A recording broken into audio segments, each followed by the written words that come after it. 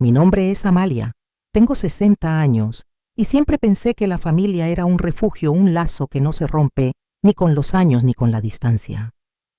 Hasta aquella noche en que mi yerno Sergio perdió el control y descargó su furia contra mí, no una ni dos, sino 15 veces. Cada golpe retumbó con las risitas contenidas de mi hija Mariela. Lo que ninguno de los dos imaginaba era que la casa donde me humillaron aún figuraba legalmente bajo mi nombre y que mi respuesta no llegaría con gritos, sino con el frío implacable de los documentos que duermen en los escritorios de los tribunales. Aún puedo sentir el ardor de esa noche, como si hubiera ocurrido hace unas horas. Era un domingo común de esos en los que la gente se reúne para cenar sin mayor pretensión. Había preparado la lasaña que Sergio devoraba desde que empezó a salir con mi hija aquella con salsa blanca extra que siempre pedía como si fuera un niño caprichoso.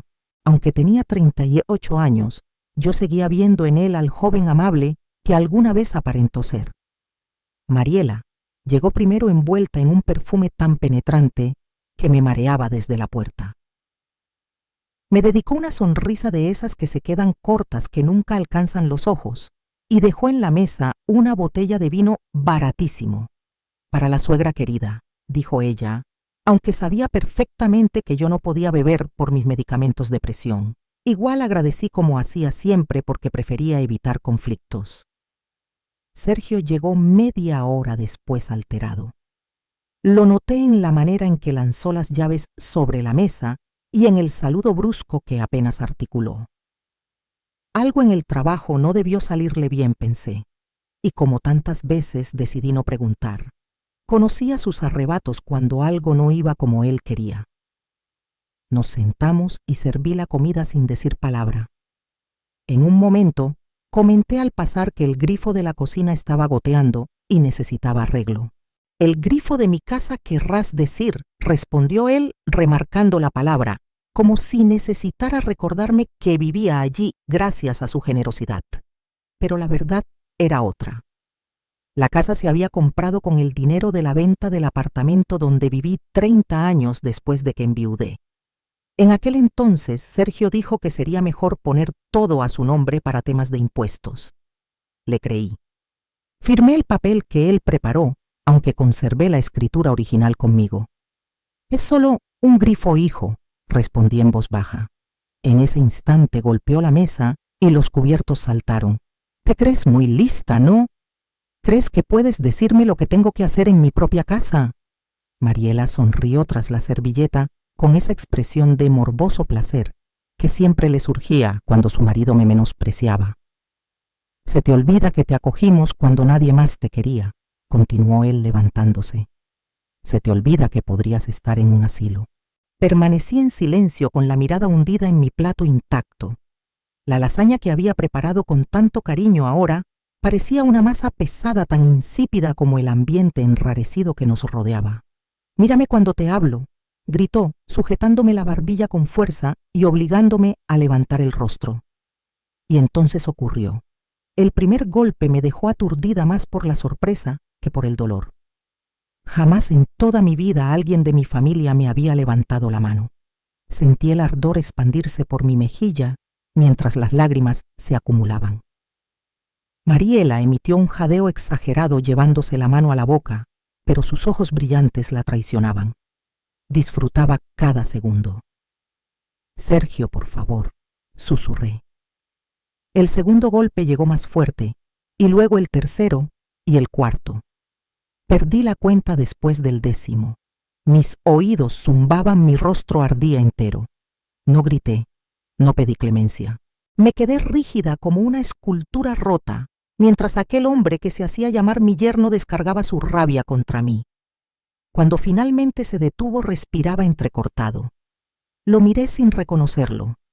¿Dónde había quedado el joven que le llevaba flores a mi hija cuando se estaban conociendo? ¿Dónde estaba el hombre que me prometió que cuidaría de ella para toda la vida? «Esto es para que aprendas a respetar quién manda aquí», dijo acomodándose la camisa como si hubiera firmado un contrato importante. Mariela ahora sonreía sin esfuerzo, sin ocultarlo. Me levanté despacio, dejé mi plato sobre la mesa y caminé hacia mi cuarto al fondo de la casa. Cerré la puerta, me senté en el borde de la cama y dejé que las lágrimas cayeran por fin. No eran lágrimas de miedo. Eran lágrimas de una decisión que se endurecía dentro de mí, fría, como una madrugada de invierno. Mientras tocaba mi rostro hinchado, recordé el cajón donde guardaba la escritura original de la casa, el documento que probaba que legalmente aquel lugar aún me pertenecía. Sergio había querido que yo firmara una transferencia, pero nunca completó el proceso legal. Solo tenía un contrato privado sin validez real. Esa noche, mientras escuchaba sus carcajadas en la sala como si nada hubiera pasado, saqué la escritura y la guardé en una carpeta. A la mañana siguiente, cuando ambos salieran, iría a visitar a Mateo, un viejo amigo y abogado, retirado aún bien conectado con gente del medio jurídico. Me acosté sin cambiarme, incapaz de conciliar el sueño. Las horas pasaban lentas mientras mentalmente organizaba cada paso. No sería una venganza ruidosa ni dramática. Sería silenciosa y definitiva, tan cortante como el hielo que ahora reemplazaba al amor maternal que alguna vez sentí. Al amanecer escuché los pasos de Sergio por el pasillo, luego el agua de la ducha y por último la puerta principal cerrándose de golpe. Mariela salió enseguida, sus tacones resonando en el piso como si marcara el ritmo del desprecio. Esperé media hora más para asegurarme de que no regresaran a buscar algo olvidado. Guardé los documentos en mi bolso, me puse mi abrigo ese que Sergio llamaba trapo viejo y salí por la puerta trasera. El cielo estaba gris y el aire cortaba como si el clima se pusiera de mi parte. Caminé 3 cuadras hasta llegar a la casa de Mateo en una calle tranquila de Coyoacán. Él abrió la puerta todavía en pijama, pero su expresión cambió al ver mi rostro. Amalia, por favor. ¿Qué te hicieron? Necesito tu ayuda. Mateo respondí entrando cuando él hizo espacio en la entrada. Necesito vender una casa. Mateo me preparó un café mientras revisaba con atención los documentos que había traído.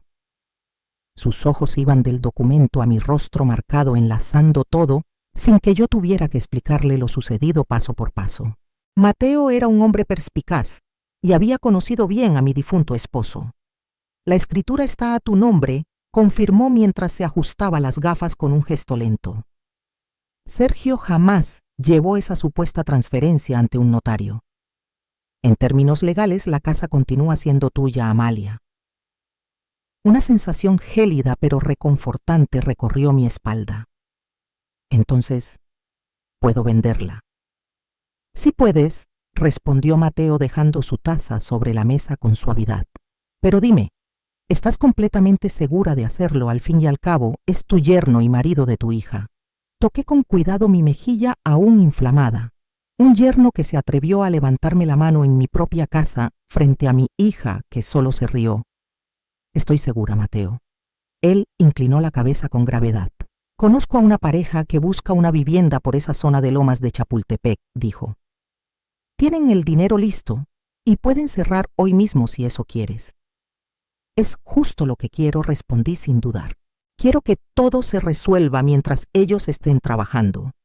Quiero que Sergio regrese esta tarde y encuentre rostros desconocidos viviendo allí. Mateo vaciló un instante. Amalia, esto es... Es justo, lo interrumpí. Es justicia. No estoy reclamando nada que no me pertenezca ya. Él no insistió más. Tomó su teléfono y comenzó a mover hilos. Primero llamó a la pareja interesada, luego a un notario de confianza en Polanco y después a una empresa de mudanzas.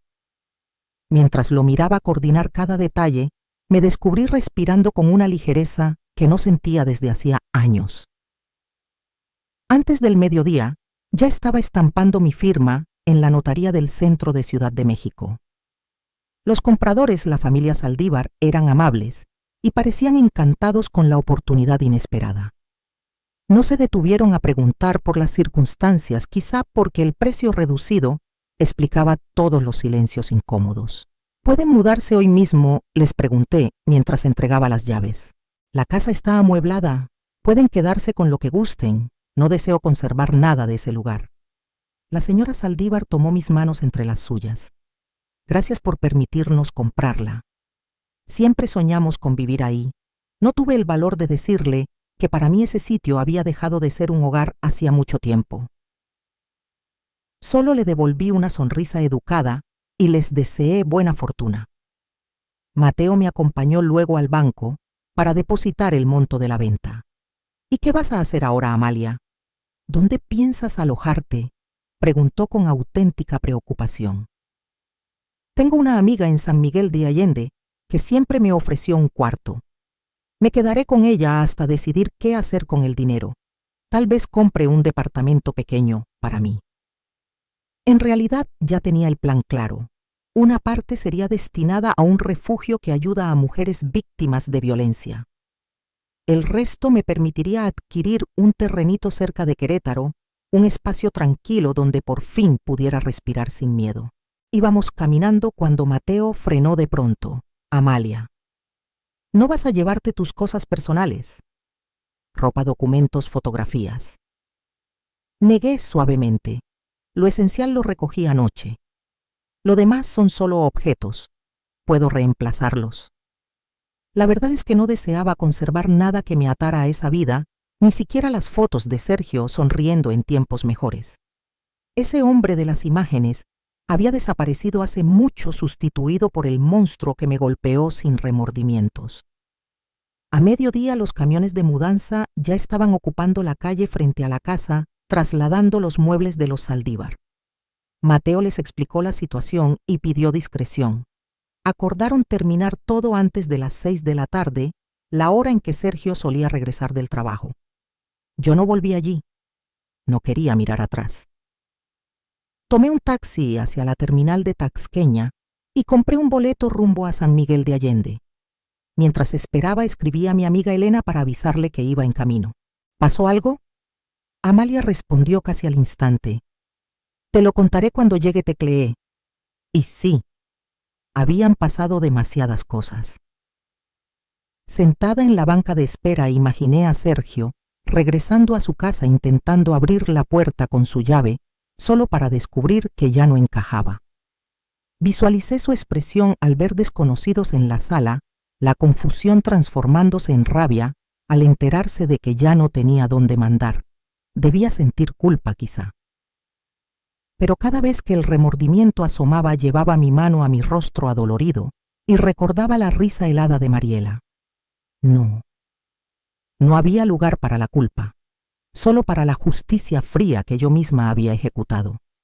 El autobús llegó y subí con una maleta pequeña, algo de ropa y la escritura ya cancelada.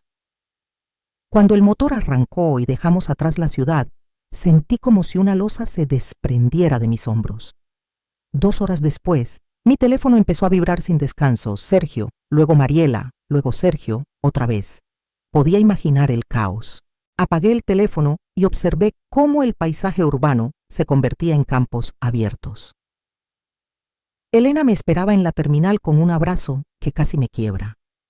Al ver mi cara soltó un suspiro ahogado. Amalia, ¿quién te hizo esto? Mi yerno, respondí dejando que las lágrimas finalmente fueran libres sobre su hombro. Pero ya terminó todo. Me llevó a su casa a las afueras, un lugar cálido, con vista a colinas que parecían extenderse al infinito. Nos acomodamos en su balcón con tazas de té humeante, mientras yo le relataba cada detalle. ¿Vendiste la casa mientras ellos estaban fuera?, preguntó incrédula. Asentí. La casa siempre fue mía. Sergio solo se convenció de lo contrario.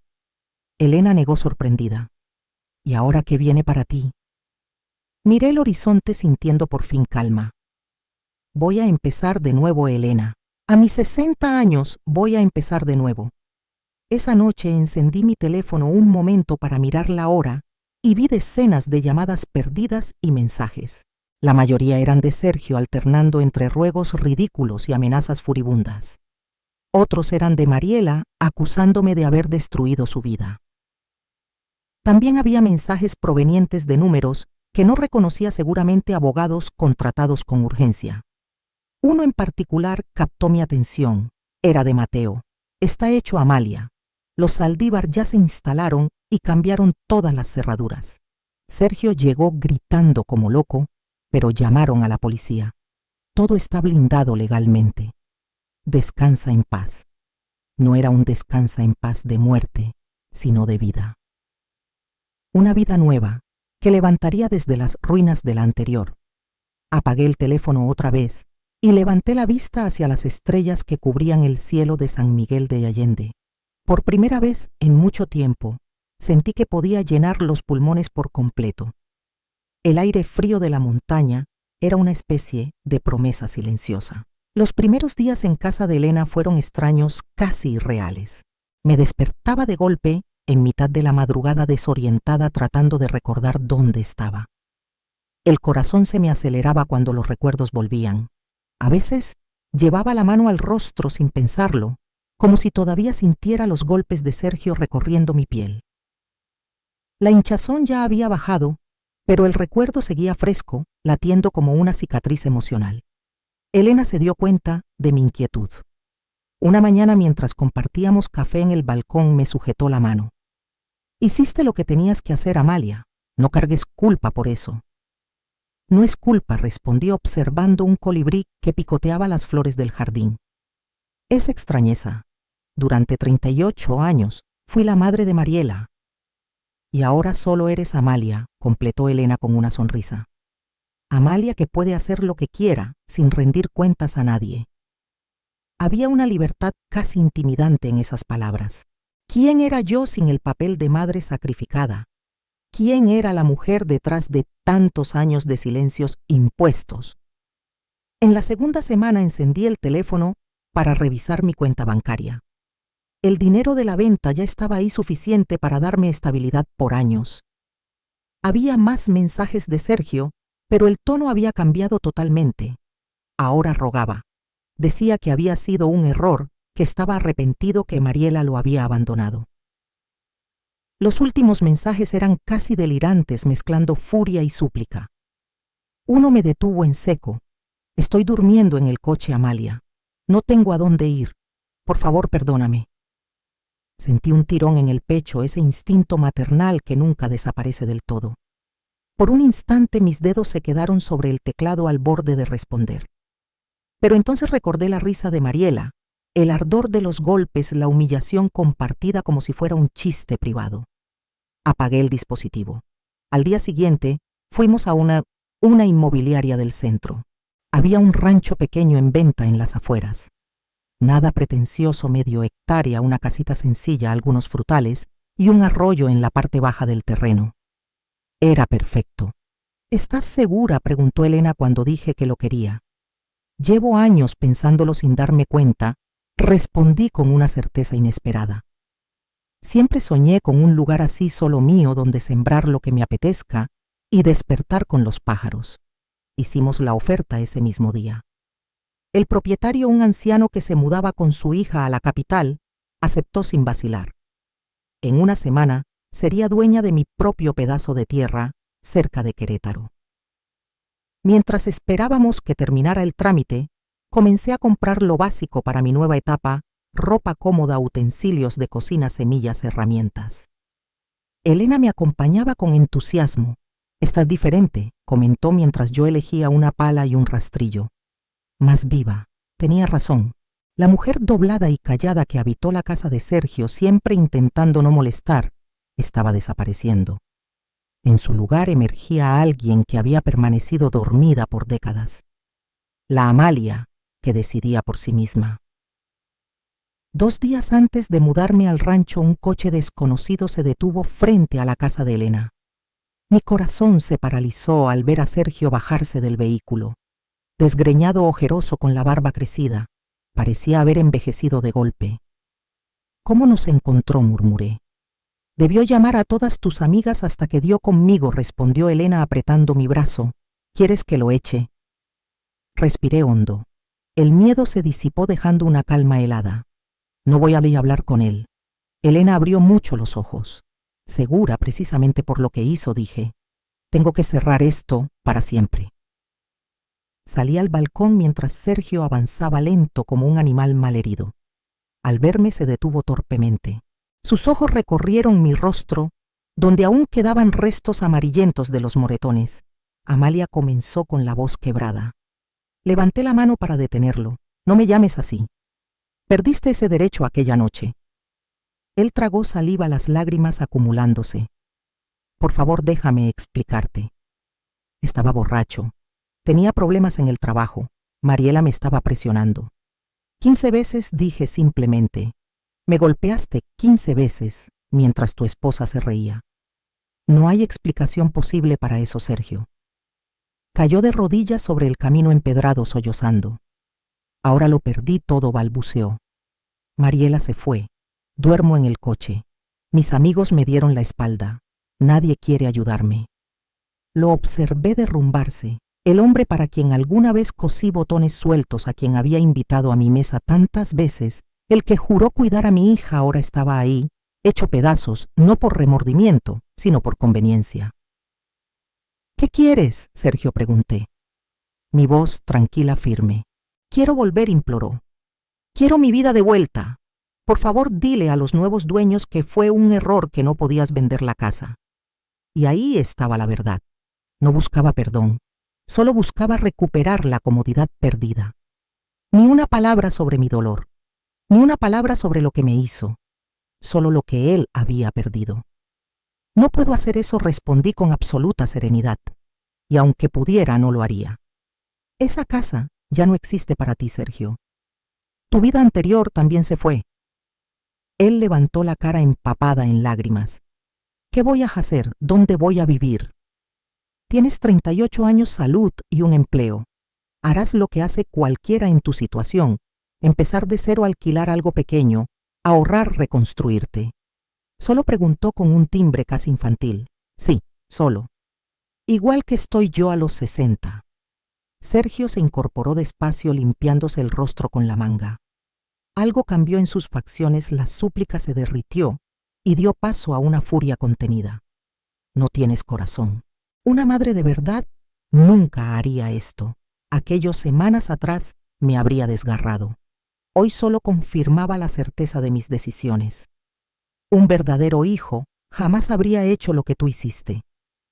Adiós, Sergio. Me giré para entrar, pero su voz me detuvo. Esto no ha terminado. Voy a demandarte. Voy a decir que estabas enferma cuando firmaste. Voy a recuperar lo que es mío. Lo observé por encima del hombro, sintiendo una tristeza profunda pero no dolorosa. La casa nunca fue tuya, Sergio. Ese ha sido siempre tu engaño. Entré y cerré la puerta. Sus gritos afuera se transformaron en amenazas torpes y desesperadas. Elena me rodeó con los brazos mientras escuchábamos su coche alejarse con los neumáticos, chillando sobre el asfalto. ¿Estás bien?, preguntó ella tras un rato. Y sorprendentemente lo estaba. Ese encuentro que tanto me aterraba no me había quebrado. Me había confirmado. Sergio no lamentaba lo que hizo, lamentaba lo que perdió. Estoy mejor de lo que imaginaba, respondí sincera. Esa noche recibí una llamada de Mateo. Amalia, Sergio vino a buscarme, dijo Mateo. Anda diciendo que va a demandarte. No tiene fundamento. Cierto, sentí un leve temblor en mis manos. Ninguno, aseguró él. La propiedad estaba a tu nombre. Estabas completamente lúcida al venderla. Y si hace falta, tenemos testigos de la agresión. Está fanfarroneando por desesperación. Gracias por todo, Mateo. Solo ten cuidado, Amalia. La gente desesperada a veces cruza límites que nunca imaginamos. Sus palabras quedaron dando vueltas en mi mente. Sergio estaba herido, humillado. Una combinación peligrosa para alguien ya violento. Pero no volvería a vivir con miedo. La mudanza al rancho ocurrió en un jueves soleado. El lugar era incluso más hermoso que en mis recuerdos, la casita acogedora, la pendiente que bajaba suavemente hasta el arroyo, los frutales llenos de brotes, prometiendo cosecha. Elena insistió en acompañarme los primeros días. Ordenamos los pocos muebles que había comprado y preparamos la primera huerta. Por las noches nos sentábamos en el balcón. Balanceándonos en las mecedoras nuevas, bebiendo té de manzanilla, mientras las luciérnagas iluminaban el jardín como brasas diminutas. Es curioso, comenté en la tercera noche. Pasé toda mi vida cuidando de otros, y ahora casi me siento culpable por cuidar de mí. Elena sonrió. Te lo mereces, Amalia. Siempre te lo has merecido. El día que Elena regresó a su casa, un nudo se formó en mi pecho. ¿Estaría realmente lista para vivir sola tan lejos de todo? El rancho quedaba a 20 minutos de la localidad más cercana y yo aún no tenía coche propio. Estaré a una llamada de distancia, prometió Elena. Y vendré cuando pueda. Además, pronto conocerás a tus vecinos. Son buena gente aquí en los campos de Querétaro. Cuando el coche desapareció por el camino de tierra, me quedé observando mi pequeño reino. La soledad que temía no llegó. En su lugar apareció una paz profunda, como si por fin hubiera tocado tierra firme. Las semanas siguientes tomaron un ritmo casi sagrado. Me levantaba con el amanecer, preparaba un café fuerte y salía a revisar la huerta antes del calor. Las primeras plántulas ya asomaban lechugas, tomates, zanahorias, hierbas que perfumaban mis manos. Ver esa vida diminuta creciendo bajo mis cuidados me llenaba de una satisfacción nueva. Luego, exploraba el terreno descubriendo sus secretos. Encontré un viejo mango escondido entre otros árboles, un banco de piedra junto al arroyo que el antiguo dueño habría construido, y un nido de colibríes en un arbusto florido tan cerca de la ventana de la cocina que podía ver los movimientos del ave. Por las tardes me dedicaba a leer los libros que siempre quise y nunca pude, novelas, memorias, manuales de cocina y jardinería. A veces solo me sentaba en el balcón con mi cuaderno escribiendo recuerdos, ideas, planes. Era como reencontrarme con una versión de mí que había sido silenciada por años de sacrificio. Mis vecinos más cercanos, los Fernández, se presentaron a la semana. Un matrimonio jubilado que cultivaba café en un rancho más grande a 1 kilómetro. Trajeron pan casero y mermelada de jabuticaba como gesto de bienvenida. Si necesita algo, solo llame, dijo el señor Fernández. Aquí nos cuidamos.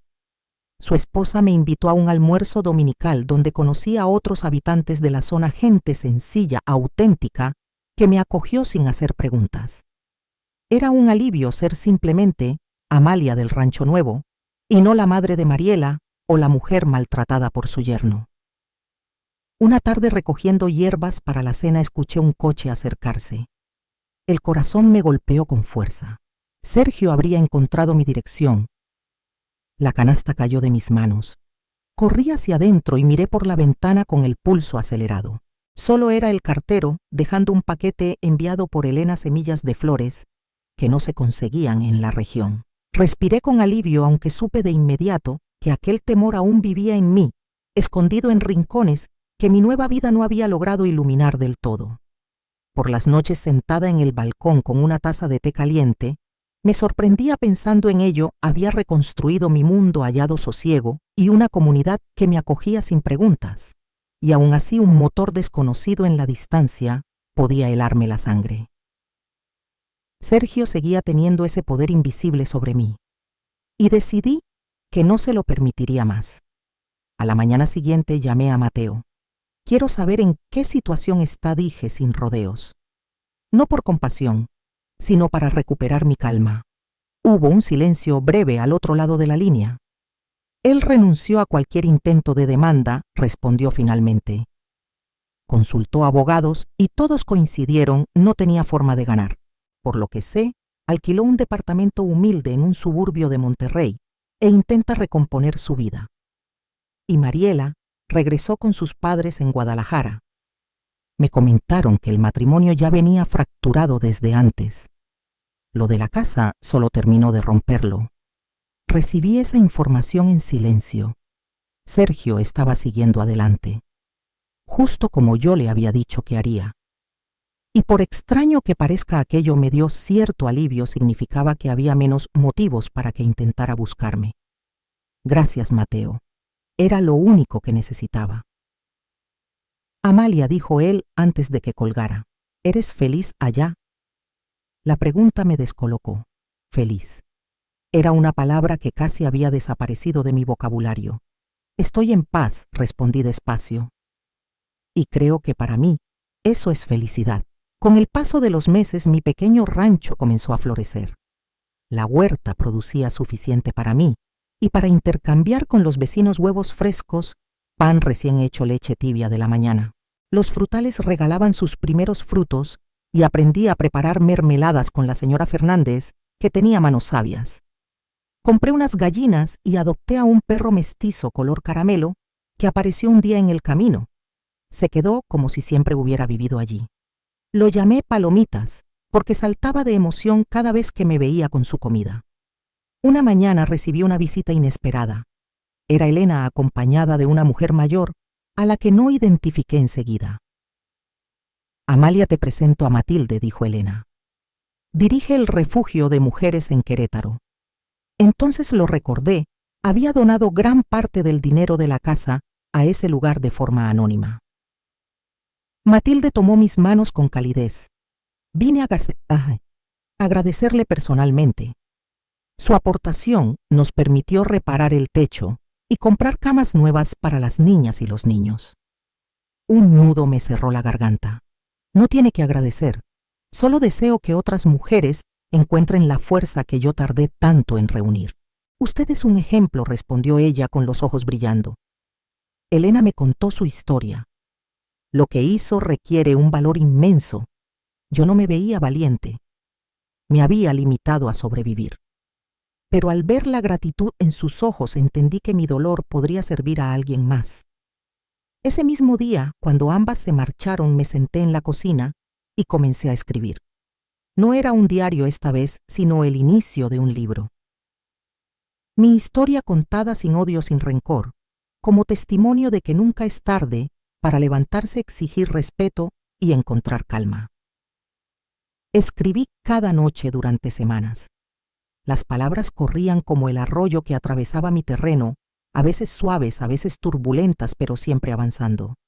Hablé de los golpes, de la humillación, de la venta de la casa, de mi renacer en el rancho. Escribí lo que nunca había dicho en voz alta. Cuando terminé, envié el manuscrito a Elena, que se lo mostró a una amiga editora. Para mi sorpresa, quiso publicarlo. «Su historia puede dar fuerza a muchas mujeres», me dijo la editora por teléfono. «Sobre todo a mujeres mayores que creen que no pueden escapar». 6 meses después. Empezar de nuevo a los 60 se presentó en una pequeña librería de la ciudad. Llegué nerviosa, dudando si había hecho bien al desnudar mi vida ante el mundo, y si Sergio lo leía, y si intentaba bloquearlo, pero al ver la sala llena de mujeres jóvenes, adultas, mayores, entendí que mi historia ya no era solo mía. Era una luz para quienes seguían atrapadas en sombras que yo conocía demasiado bien. «¿Cómo encontró la valentía?», preguntó una señora durante la firma con el libro temblando entre sus manos. Pensé unos segundos. «No fue valentía al principio», dije. «Fue dignidad. La valentía llegó después, cuando entendí que merecía algo distinto». Ella asintió con lágrimas silenciosas. Cuando el evento estaba por terminar y la librería quedaba casi vacía, vi a un hombre de pie junto a la puerta. El corazón me dio un vuelco al reconocerlo Sergio. Más delgado, más viejo, más pequeño. Nuestra mirada se cruzó. Sergio no avanzó, solo permaneció ahí rígido, como una estatua que había perdido significado. Sentí mi cuerpo tensarse, preparándose instintivamente para un peligro que quizás ya no existía. Elena, ordenando unos libros a mi lado, captó mi inquietud. «Es él», susurró. Asentí sin poder apartar los ojos del hombre que un día llamé familia. Ya no tenía la mirada altiva de antes.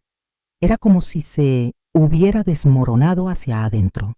«¿Quieres que le pida que se vaya?», susurró Elena con ese tono suyo que mezcla cariño y defensa. No respondí enseguida. Me sorprendió la calma que habitaba en mí. «Está bien», le aseguré. Me puse de pie y avancé hacia él con pasos lentos, sintiendo una fuerza nueva recorrerme. El vestido, que llevaba un regalo que me hice cuando recibí el primer adelanto del libro, caía suave sobre mis piernas, recordándome quién era ahora. Sergio no se movió. Sus ojos seguían mis pasos como si estuviera viendo a un fantasma que no encajaba con su memoria. Me detuve a unos metros dejando una distancia que ya no nacía del temor, sino de mis propios límites. «Hola, Sergio», dije con serenidad. Él tragó saliva. Parecía escudriñar cada detalle de mí, tratando de conciliar la mujer firme que tenía enfrente con la figura dócil que él había humillado. «Estás diferente», murmuró al fin con una voz baja e incierta. «Lo estoy», confirmé sin añadir explicaciones. Noté que llevaba un ejemplar de mi libro en la mano. Los bordes doblados delataban múltiples lecturas. «Vine a darte esto», dijo, extendiendo un sobre blanco. «No es mucho, pero es lo que he logrado reunir». Observé el sobre sin tomarlo. «¿Qué es?» «Dinero», respondió manteniéndolo extendido. «Empecé a guardar un poco cada mes después de leerte para devolverte algo de la casa». Me quedé muda un instante. Entre todas las intenciones que imaginé de él, esa no estaba en la lista. «No necesito tu dinero», dije por fin. «Lo sé», respondió bajando la mano. «Pero necesito pagarte. Por favor». Su voz no sonaba manipuladora ni lastimera, sonaba sincera. Entendí de golpe que no se trataba de pesos ni billetes. Se trataba de reconocimiento, de asumir por primera vez la responsabilidad de lo que había hecho. «¿Qué quieres realmente, Sergio?», pregunté con franqueza. Él bajó la mirada y luego me sostuvo los ojos con una claridad que me desconcertó. «He leído tu libro 3 veces». Respiró hondo. «Tenías razón en lo que hiciste». Hizo una pausa. «Y quiero decir que lo siento, no por haber perdido la casa, sino por lo que te hice, por los golpes, por la humillación.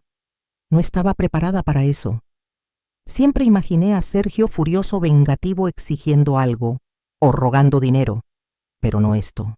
Este hombre sobrio, reflexivo, consciente del daño causado, no era el que me había levantado la mano aquella noche.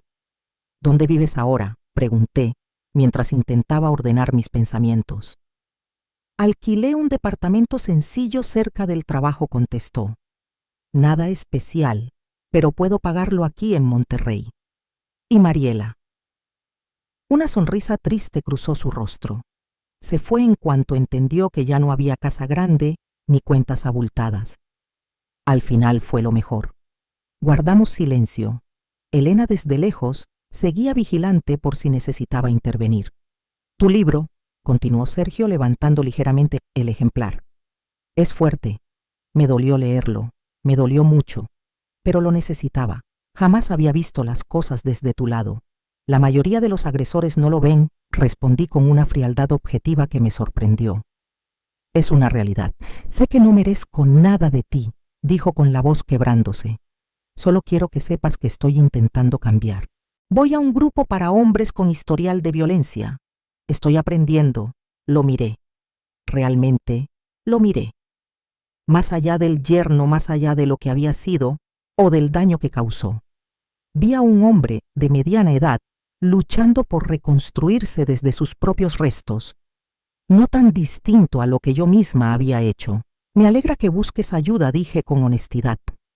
«Es el primer paso». Él seguía sujetando el sobre. «Aún así quiero que aceptes esto. No por ti, sino por mí. Necesito reparar algo de lo que rompí». Pensé unos segundos y tuve una idea. Hay un refugio para mujeres en la ciudad. Se llama Casa Renacer. Don allí. Sus ojos se abrieron con comprensión. «Es el lugar al que diste parte del dinero de la casa, ¿verdad?» «Está en el libro», asentí. «Ellas lo necesitan más que yo». Él guardó el sobre en el bolsillo. «Lo haré mañana mismo». Hubo un silencio distinto, esta vez más suave. «Tu rancho parece hermoso», comentó. «Lo describes tan bien en el libro. Pareces feliz ahí». «Lo estoy», respondí. «Encontré mi sitio. Me gustaría…» Empezó a decir vacilante. «No importa. No debo pedir nada». Sabía exactamente lo que quería decir. Quería visitarme. Quería ver mi nueva vida. Tal vez reconstruir algo. Pero tenía razón, era demasiado pronto. Quizás siempre lo sería. «Me voy ya», dijo él al percibir mi silencio. «Solo quería verte y decirlo en persona». Alzó el libro. «Tu historia ayudará a mucha gente». Luego me miró directo. «Eres más fuerte de lo que jamás imaginé». lo más sincero que me había dicho desde que entró en mi vida. Sin manipulación, sin expectativas, solo verdad. Gracias por venir, respondí sorprendida incluso de mis propias palabras. Y suerte en tu recuperación. Él asintió levemente, dio media vuelta y se marchó. En la puerta se detuvo. Mamá. Amalia. De verdad lo siento. Y se fue dejando el tintinear suave de la puerta de la librería detrás de él. Elena llegó a mi lado casi de inmediato. ¿Estás bien? ¿Qué quería? Respiré hondo sintiendo un torbellino de emociones difíciles de nombrar. No era perdón, no era reconciliación. Hay puentes que una vez quemados solo quedan como cenizas. Era otra cosa. Más tenue, más real. Quería reconocer lo que hizo, dije al fin, y creo que también necesitaba ver que estoy bien. ¿Y lo estás?, preguntó Elena examinando mi rostro como si buscara alguna grieta emocional. Pensé en mi vida actual, el rancho silencioso bañado por el murmullo del arroyo, las gallinas picoteando la tierra con alegría, palomitas correteando cada mañana dispuesto a llenarme de entusiasmo, las comidas compartidas con los vecinos, las noches tranquilas escribiendo bajo la luz tibia de una lámpara. Estoy mejor que nunca, respondí con absoluta sinceridad. Esa noche, ya de vuelta en el rancho, me senté en el balcón con una taza de té y observé el cielo estrellado. Palomitas dormía a mis pies soltando ronquidos suaves. El encuentro con Sergio había removido emociones que creí extinguidas, pero no de la forma que temía. Descubrí que no lo odiaba. Tampoco lo amaba como antes. Ese amor se había consumido junto con mi dignidad aquella noche de violencia. Lo que ahora sentía era una compasión lejana, como la que se tiene con un desconocido que intenta recomponer su vida tras un error devastador. Tomé mi cuaderno y empecé a escribir, no un libro, sino para mí. Escribí sobre el encuentro, sobre las palabras que cruzamos, sobre el hombre reducido que vi frente a mí. Escribí acerca de esa sensación de cierre que sin esperarlo había llegado con la conversación. Al terminar, cerré el cuaderno y respiré hondo. El aroma del jazmín que florecía junto al balcón llenó mis pulmones como un bálsamo. Estaba en paz, y no por el arrepentimiento de Sergio, sino a pesar de él. Mi felicidad ya no dependía de su mirada, ni de su cariño, ni de que reconociera mi dolor. Era mía, completamente mía. La primavera llegó al rancho con un estallido de colores. El árbol de jabuticaba se cubrió de frutos brillantes casi negros. Los naranjos florecieron con un perfume dulce y la huerta explotaba en verduras jóvenes. Despertaba con el canto de los pájaros y me dormía con las ranas croando junto al arroyo. Mi libro comenzó a tener un impacto que jamás imaginé. Empecé a recibir cartas de lectoras, en su mayoría mujeres mayores, que habían soportado abusos durante décadas, convencidas de que ya era demasiado tarde para empezar de nuevo. Algunas me contaban que habían encontrado el valor para dejar relaciones destructivas. Otras que finalmente enfrentaron a hijos adultos que las maltrataban. Cada carta me llenaba de una emoción profunda, un propósito que iba más allá de mi propia historia. Una mañana recibí la llamada de Matilde, la directora del refugio. Amalia, tenemos una situación complicada, me dijo. Una señora de 72 años llegó anoche tras escapar de su hijo, que prácticamente la tenía prisionera. Está muy frágil. Leyó tu libro y pide hablar contigo. Voy, respondí sin pensarlo. Le pedí al señor Fernández un aventón. Él también iba a la ciudad esa tarde. El refugio funcionaba en una casona antigua, restaurada, rodeada de un jardín sencillo pero acogedor. Matilde me recibió con un abrazo cálido. Está en la habitación del fondo, explicó mientras avanzábamos por el pasillo. Se llama Eleonora. Fue maestra. Su hijo tomó control total de su pensión y la aisló de todo el mundo. Escapó cuando él fue a trabajar. Nos detuvimos ante una puerta pintada de amarillo claro. Matilde llamó suavemente. Doña Eleonora Amalia ha venido a verla. Entré sola. La habitación era modesta pero cómoda. En un sillón junto a la ventana estaba una mujer frágil, menuda de cabello blanco, cuidadosamente peinado. Sus manos delgadas sostenían mi libro visiblemente gastado de tanto uso. Cuando me vio, sus ojos se encendieron. ¿De verdad es usted la autora? Me senté a su lado y sonreí. Soy yo. Matilde me dijo que quería conocerme. Ella tomó mis manos con una firmeza inesperada. Su libro me salvó la vida, ¿sabe? Lo leía a escondidas cuando Augusto salía, me confesó. Cada capítulo me daba un poquito más de fuerza. Sentí mis ojos humedecerse mientras narraba su historia, los abusos crecientes, el control absoluto, la forma en que su hijo decidía desde su ropa hasta lo que comía, el aislamiento, el miedo, que se convirtió en rutina. Cuando leí que usted vendió su casa y empezó de nuevo, pensé, si ella pudo a los 60, yo puedo a los 72. Ayer por fin me atreví. Guardé mis papeles, una muda de ropa, y caminé hasta encontrar un taxi. El conductor me trajo directo aquí. Usted fue muy valiente, le dije con sinceridad. Ella negó suavemente. No tanto como usted. Yo solo escapé. Usted se enfrentó.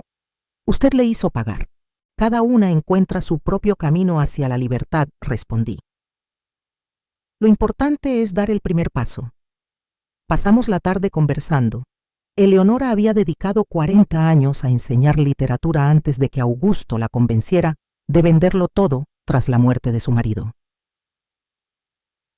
Lo que empezó como una convivencia aparentemente normal se transformó pronto en un cautiverio emocional y económico. El dinero de la venta desapareció, contó ella. Augusto decía que lo invertía para mí, pero nunca vi nada. Cuando empecé a reclamar se volvió agresivo. Primero eran gritos, luego empujones, hasta que un día me encerró por llamar a una antigua colega. La historia era demasiado familiar para mí y para las decenas de mujeres que me habían escrito. Controlé, le intimidé, el mismo patrón repetido una y otra vez. ¿Y ahora qué hará?, pregunté. Una chispa de determinación iluminó su rostro. Voy a demandar a Augusto para recuperar mi dinero. Matilde ya me puso en contacto con un abogado pro bono del refugio. Y después, siempre quise vivir cerca del mar, quizá Veracruz. Antes de irme, prometí volver a visitarla y mantenernos en contacto. Le di mi número y la dirección del rancho, asegurándole que sería bienvenida cuando quisiera venir. Usted me dio más que un libro, dijo Eleonora al despedirse. Me dio un futuro. De regreso al rancho, sentada en la camioneta del señor Fernández, guardé silencio durante buena parte del camino. Seguía pensando en lo vivido. Yo había entrado en la vida de Eleonora a través de unas páginas, y sin pretenderlo había desviado el rumbo de su existencia. Era un peso hermoso, y también una responsabilidad inesperada. ¿Todo bien, doña Amalia?, preguntó el señor Fernández al notar mi quietud. Sí, contesté mirando por la ventana mientras las montañas se asomaban a lo lejos. Solo pensaba en lo caprichosa que puede ser la vida. Mis visitas al refugio se volvieron habituales. Una vez al mes viajaba a Querétaro para conversar con las mujeres recién llegadas. No solo Eleonora, otras llegaban con historias igual de duras. Yo no me veía como terapeuta ni como consejera. Solo era alguien capaz de decir, yo entiendo, y realmente entender. Con el tiempo, Matilde sugirió formalizar esos encuentros como un grupo de apoyo. Las mujeres se abren con usted de una forma distinta, explicó. Usted simboliza una salida real, sobre todo para las mayores. Así nació, empezando juntas un grupo que se reunía cada 15 días en el refugio. Mujeres de todas las edades compartían sus miedos, sus avances, sus heridas. Yo solo guiaba, ofreciendo mi experiencia cuando podía aportar algo. En una de esas sesiones, una joven de 20 y tantos lanzó una pregunta que dejó la sala muda a doña Amalia. ¿Usted perdonó a su yerno? El silencio se volvió denso. Todas querían saberlo, pero nadie lo había dicho. Pensé en el encuentro con Sergio en la librería, en las cartas que había mandado luego, mensajes respetuosos, sin exigencias, contándome de su terapia y sus progresos. Yo las leía. Respondía muy pocas. No sé si perdonar sea la palabra correcta, respondí al fin. Sé que está intentando cambiar. Acepto sus disculpas como sinceras. Pero hay quiebres que son definitivos. Pero, usted todavía lo considera su familia, insistió la joven. Respiré hondo. Sergio será siempre el esposo de mi hija, pero nuestra relación, si alguna vez vuelve a existir, será otra basada en límites sanos y respeto, no en obligaciones familiares, ni en un perdón automático. ¿Y eso le basta?, preguntó ella. Miré hacia el jardín del refugio donde algunos niños corrían jugando hijos e hijas de mujeres que habían tenido el valor de romper el ciclo. Es más que suficiente, respondí, porque mi felicidad ya no depende de él, depende de mí. De camino al rancho ese mismo día hice una parada en la plaza del pueblo para comprar frutas. Mientras escogía unas manzanas, escuché a alguien decir mi nombre. Era Mateo, mi viejo amigo abogado de paso por la región. Amalia, qué alegría verte, exclamó. Se te ve luminosa. Conversamos unos minutos poniéndonos al día. Mateo se había jubilado por completo y ahora dedicaba sus mañanas a la pintura, un hobby que había abandonado años atrás. Hablé con Sergio la semana pasada, comentó como quien menciona algo doméstico. Me llamó para agradecerme por el consejo que le di cuando quería demandarte. Dijo que fue lo mejor que pude hacer por él, impedirle cometer otra tontería. Asentí sin saber exactamente qué sentir. Era extraño escuchar noticias de él, como si fuera un conocido lejano. Está esforzándose, Amalia, continuó Mateo. No justifico lo que te hizo nunca, pero pensé que te gustaría saberlo. Gracias por decírmelo, respondí con sinceridad. Ojalá encuentre su rumbo. Mientras conducía hacia el rancho, pensé en esa red invisible que teje la vida. Sergio, que durante años había sido el centro de mi mundo, ahora era apenas un punto periférico. Y yo, que había vivido escondida tras sombras antiguas, me encontraba justo en el núcleo de una comunidad de mujeres que se fortalecían juntas. El segundo aniversario de mi mudanza llegó perfumado por la floración de los naranjos. Quise celebrarlo con un almuerzo dominical invitando a quienes se habían vuelto parte esencial de mi nueva vida. Elena, los Fernández, Matilde. Varias mujeres del grupo que ya habían seguido nuevos caminos, incluida Eleonora, que ahora vivía en un pequeño apartamento frente al mar en Veracruz, como siempre había deseado. La mañana amaneció perfecta, cielo limpio, temperatura suave. Una brisa ligera moviendo las hojas del huerto. Desperté temprano para preparar la comida. Había planeado un menú sencillo, pero lleno de cariño: arroz, frijoles, una gallina de rancho en salsa con papas recién cosechadas, ensalada de hojas tiernas y para el postre un pastel de elote con anís que mi madre hacía cuando yo era niña. Mientras cocinaba palomitas, dormía a mis pies, abriendo un ojo de vez en cuando por si algún pedacito de comida caía por accidente. La casa estaba impecable. No era lujosa, pero sí profundamente mía. En las paredes había acuarelas que había pintado en los últimos meses motivada por Elena. No eran obras magistrales, pero capturaban la esencia sencilla de mi rincón favorito: el arroyo, los árboles, las primeras luces del amanecer. Los invitados fueron llegando alrededor del mediodía. Elena llegó primero con un pay de limón. Los Fernández trajeron una botella del café especial que producían. Matilde apareció con dos mujeres nuevas del refugio presentándolas con afecto. Eleonora llegó con una amiga de la infancia que había reencontrado después de décadas separadas. Armamos una mesa grande en el balcón, extendiendo un mantel bordado que había comprado en el mercado del pueblo. Las conversaciones fluían sin esfuerzo, historias, risas, voces mezclándose con el canto de los pájaros. Miré a todas esas personas reunidas bajo mi techo. Hacía 2 años no conocía a ninguna. Y ahora eran parte irreemplazable de mi vida. Después de comer, mientras servíamos el café, escuché el sonido de un coche acercándose por el camino de tierra. No estaba esperando a nadie más. Los invitados se miraron entre sí intrigados. ¿Esperas a alguien?, Amalia preguntó Elena. No respondí, levantándome para ver quién llegaba. Mi pecho se apretó al reconocer el carro deteniéndose bajo la sombra del viejo mango. Era Sergio. Un silencio pesado cayó sobre la mesa. Elena se acercó a mí protectora como siempre. ¿Quieres que le pida que se vaya?, susurró. Miré a mis invitados, personas que conocían mi historia, que sabían lo que Sergio había hecho y el camino que yo había recorrido. Algunos lucían inquietos, otros atentos. Eleonora tenía una expresión especialmente dura, quizás recordando su propio pasado.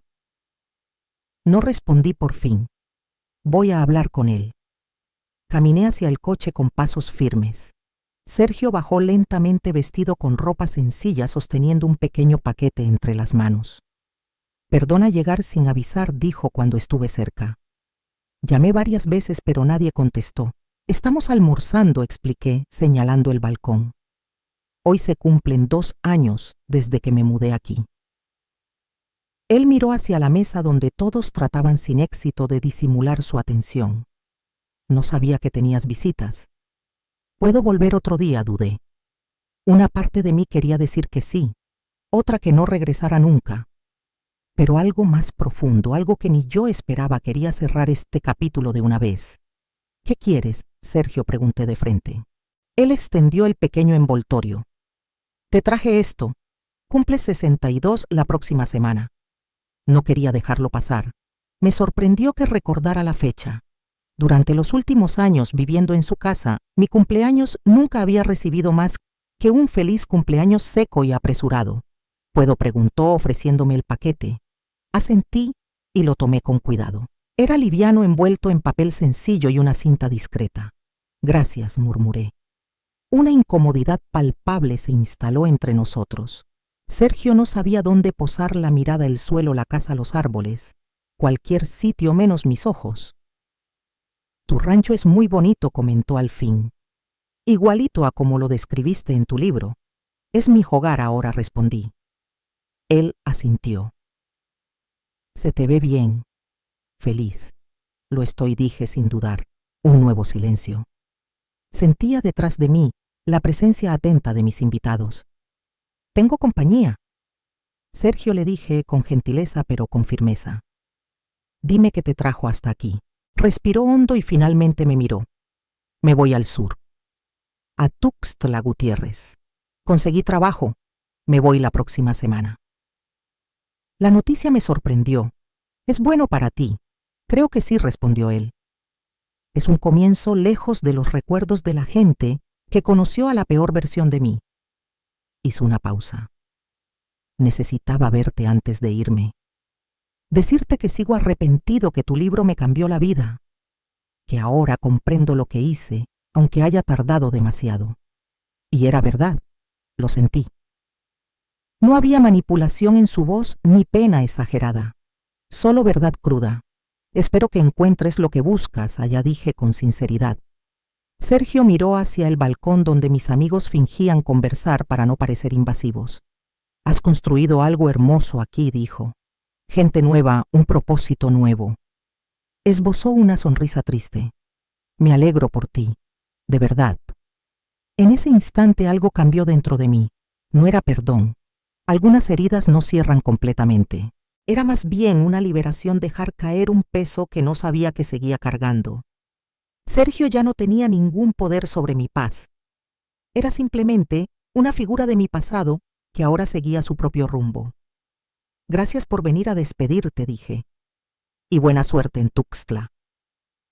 Él asintió, entendiendo que ese era el cierre que ambos necesitábamos. No había abrazos, ni promesas, ni melodramas. Solo reconocimiento respetuoso y definitivo. Adiós, Amalia, dijo, usando mi nombre, no mamá. Un gesto pequeño pero revelador había entendido mis límites. Adiós, Sergio. Él entró en el coche y se marchó levantando una nube suave de polvo. Me quedé allí mirando hasta que el vehículo desapareció por la curva del camino. El pequeño paquete seguía entre mis manos. Regresé al balcón. Todos me observaban, sus rostros mezclados entre preocupación y curiosidad. Elena habló primero. ¿Estás bien? Sorprendentemente lo estaba. Más de lo que habría imaginado. Sí, respondí volviendo a mi silla. vino a despedirse. Se va al sur. ¿Y ese es el final?, preguntó Eleonora con suavidad, con esos ojos que ya habían visto demasiado. Pensé un momento antes de contestar. Creo que es un final justo, no dramático, no perfecto, pero suficiente. La mesa se llenó de asentimientos silenciosos. Muchas de las personas allí presentes conocían el sabor agridulce de los cierres incompletos, imperfectos, pero necesarios para seguir. ¿Y qué te trajo?, preguntó Elena señalando el paquete que había dejado sobre la mesa. No lo sé, respondí mientras retiraba el papel con cuidado. Dentro había una cajita de madera tallada sencilla pero hermosa. Al abrirla, reconocí al instante el delicado reloj de pulsera dorado. Había sido de mi abuela, luego de mi madre y finalmente mío. Yo creía que se había perdido durante la mudanza caótica de la casa de Sergio. Adentro había una nota. Lo encontré entre las cosas que quedaron. Sé cuánto significa para ti. Lo siento por todo. Toqué el reloj sintiendo la frialdad del metal que tantas generaciones de mujeres fuertes habían llevado antes que yo. No era solo un objeto, era una herencia silenciosa. Era de mi abuela, expliqué. Pensé que nunca volvería a verlo. Qué bueno que regresó a ti, comentó la señora Fernández con ternura. Me ajusté el reloj en la muñeca donde siempre había pertenecido. Y de alguna forma entendí que aquel gesto, tan pequeño y tan grande, cerraba un círculo que llevaba años abierto. El tiempo que había quedado suspendido durante unos minutos retomó su cauce, marcando no solo horas y minutos, sino también esa corriente inevitable de la vida con sus fracturas, remiendos y renacimientos. El resto de la tarde transcurrió con una ligereza inesperada. La visita imprevista de Sergio, lejos de arruinar la celebración, añadió una especie de cierre silencioso que yo misma no sabía que necesitaba. Las conversaciones recuperaron su ritmo, las risas regresaron, y cuando el sol empezó a hundirse tiñendo el cielo de naranjas y rosas, me sentí completa de una forma indescriptible. Cuando el último invitado se marchó, me senté sola en el balcón, mientras Palomitas dormía a mis pies. El reloj de mi abuela brillaba con suavidad bajo la luz del farol, marcando el paso del tiempo con un tic-tac sereno que parecía acompañar mis pensamientos. Al repasar mentalmente los 2 años transcurridos, comprendí lo lejos que había llegado desde aquella noche oscura en la casa de Sergio. La mujer que un día se encogió bajo los golpes de su yerno, que bajaba la mirada ante la burla cruel de Mariela, que soportaba humillaciones en silencio, ya no existía. Había renacido convertida en alguien que por momentos me costaba reconocer. No porque fuera una extraña, sino porque por fin era la mujer que siempre debía haber sido. A mis 62 años había reconstruido no solo mi vida, sino mi esencia.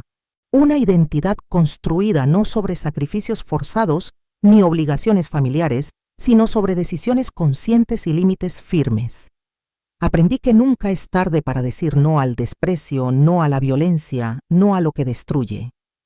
Y quizás lo más importante, descubrí que también se puede decir sí a una misma. El sol desapareció por completo, dejando un último hilo dorado en el horizonte. Me levanté, llamé a Palomitas y entré en la casa que ahora era verdaderamente mía. Mañana sería otro día en esta vida renovada. Una vida que había conquistado no solo sobreviviendo a la brutalidad, sino respondiendo a ella con una determinación fría, precisa y transformadora. Mientras me preparaba para dormir, pensé en la palabra recomienzo, título de mi libro y eje del grupo de apoyo. Empezar de nuevo no significa borrar el pasado ni fingir que no duele. Significa construir algo más fuerte sobre las cicatrices, usar lo vivido como cimiento, en lugar de arrastrarlo como cadena. Sergio estaba comenzando de nuevo en Tuxtla Gutiérrez. Eleonora empezaba de nuevo en su pequeño hogar junto al mar en Veracruz. Otras mujeres iniciaban sus propios recomienzos desde el refugio, desde apartamentos sencillos, desde relaciones más sanas. Y yo había empezado de nuevo aquí entre naranjos y jabuticabeiras con un perro color caramelo y un arroyo murmurante rodeada de personas que me querían por lo que era, no por lo que podía dar. El tiempo me había enseñado que la venganza no siempre necesita ruido ni violencia para ser eficaz. A veces la respuesta más poderosa a la crueldad es negarse a permitir que nos reduzca. Es construir una vida tan plena que quienes intentaron quebrarnos se vuelven irrelevantes, no por odio, sino porque hemos crecido más allá de su alcance.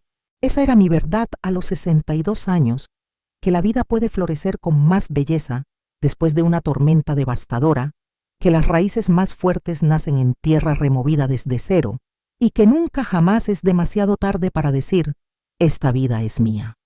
Y para cualquier mujer que escuche mi historia mi historia joven mayor atrapada en una relación dañina o comenzando a reconocer señales de alerta, mi mensaje es simple. Usted merece respeto. Usted merece tranquilidad. Usted merece una vida que realmente le pertenezca. Si yo a los 60 años pude reunir el valor para empezar de nuevo después de décadas de sometimiento, usted también puede.